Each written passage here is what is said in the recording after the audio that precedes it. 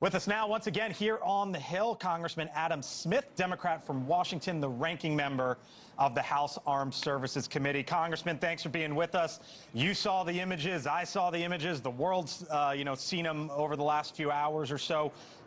What did you make of those three side by side? Well, it's a central challenge that we're facing now.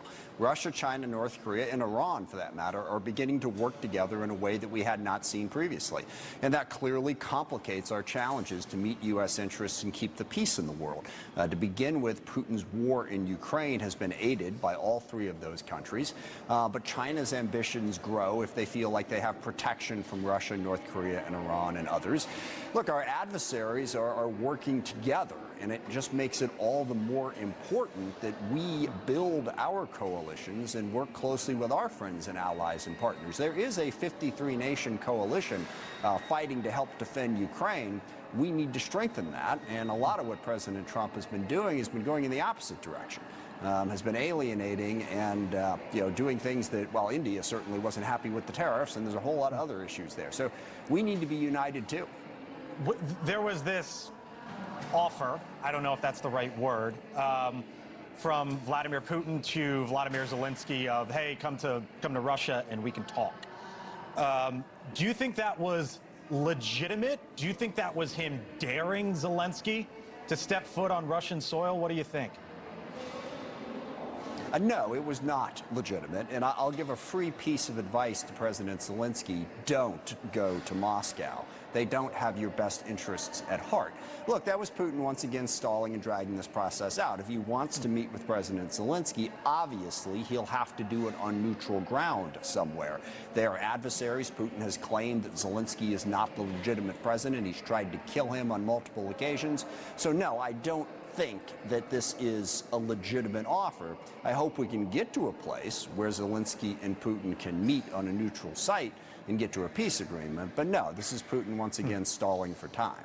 You know, Mick Mulvaney was on the show, former Trump White House Chief of Staff, NewsNation contributor. I know that you know Mick well.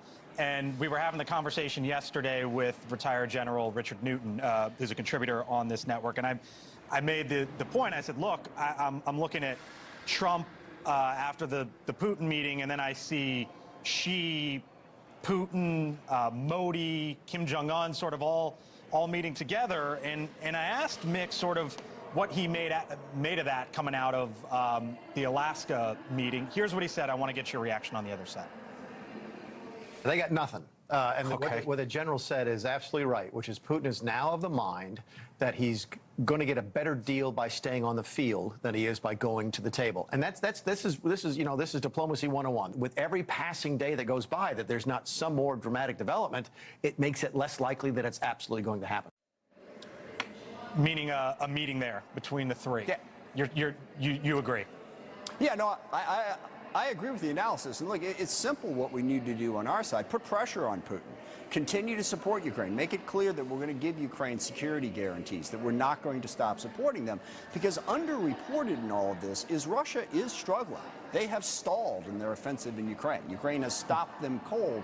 Meanwhile, the Russian economy is experiencing great inflation, massive budget deficits, and also gas shortages, in large part because Ukraine has successfully targeted their energy infrastructure.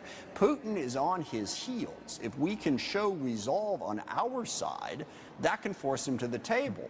But buying into Putin's look at this and not putting pressure on him, which is what Trump has thus far failed to do, is going to push us in the opposite direction. Putin will see the opening, see the opportunity, see the weakness, and keep fighting.